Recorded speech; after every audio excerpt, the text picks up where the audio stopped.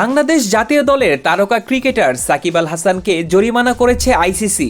সোমবার এক বিবৃতি দিয়ে তার ম্যাচ ফি কর্তন ও ডিমেরিট পয়েন্ট দেওয়ার কথা জানানো হয়েছে। রোববার 25শে আগস্ট পাকিস্তানের দ্বিতীয় ইনিংসে সাকিব বল ছোড়ার জন্য রানিং শুরু করলেও বলটি ফেস করতে প্রস্তুত ছিলেন না ব্যাটার রিজওয়ান। ফলে মেজাজ হারিয়ে রিজওয়ানের মাথার উপর দিয়ে বল ছোড়েন তিনি।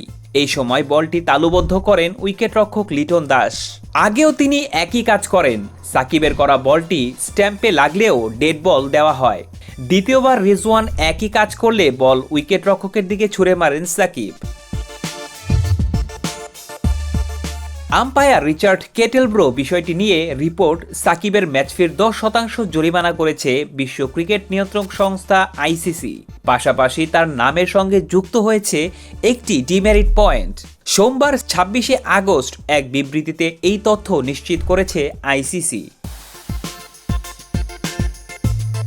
এদিকে স্লো ওভার রেটের কারণে বাংলাদেশ দলকেও শাস্তি দিয়েছে আইসিসি। নির্দিষ্ট সময়ে 3 ওভার পিছিয়ে ছিল বাংলাদেশ।